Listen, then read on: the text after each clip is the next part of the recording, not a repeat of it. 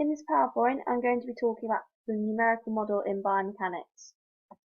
The numerical model is the mechanical analysis of human movement in sport, and throughout this PowerPoint I'm going to relate it mostly to basketball.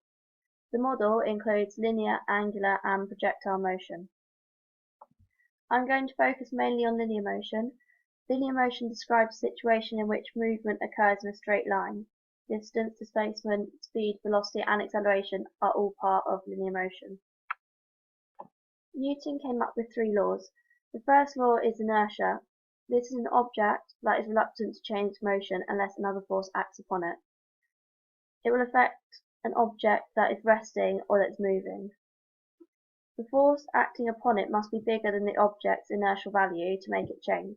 For example, a basketball would keep rolling along the floor if forces were not acting upon it, such as friction, to make it stop.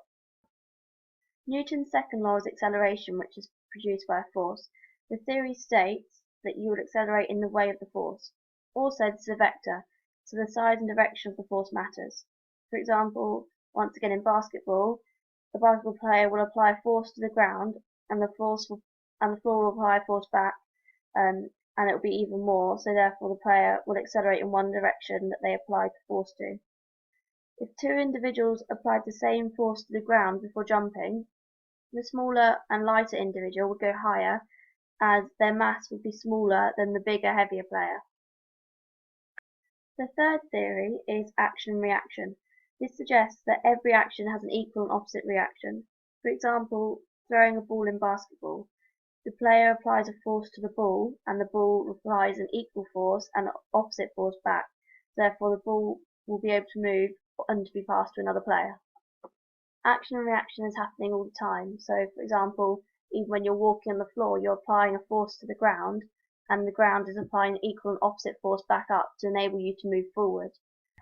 Acceleration is also happening because you're applying a force down to the ground, and the ground's applying a force back that will make you move faster than you already were. This is because you can apply a greater force, so therefore you'll move further away. So the greater the force, the faster you'll move. Inertia is also happening quite a lot of the time, because if you were rolling a ball along the floor, and if there was nothing in its way, it would just keep rolling and keep rolling. But because of friction and gravity, it pulls it down and stops it. Right, moving on to centre of mass and stability. First of all, I'm going to talk about mass itself. Mass is the amount of material of which an object is made of. So therefore, the centre of mass is the imaginary point in or out of your body which represents your mass. That's in a person. The centre of mass is the point where your body will bounce in all directions. As you can see from the picture, the centre of gravity is outside the body. You can also see the base of support there and the line of gravity. For example, in a somersault, the centre of mass will stay outside the body. Also, the force is applied outside the centre of mass, therefore it will cause rotation. As you can see by the diagram of the ball, this force is applied outside the centre of mass and the ball will rotate. Moving on, stability is the reluctance to disturb the mass, and it will have a number of points of contact. There are a number of things that can affect stability. Having a low centre of mass is one of them. Also, having a narrow base and having few points of contact. So, for example, in a handstand, there will only be 2 points of contact, which will be your hand, and depending on how wide you place your hands, that will be your base of support. So if they're further apart, technically you should be more stable. And also, if you have more points of contact, so if you put your head in the ground as well, then there'll be 3 points of contact, which will create a triangle.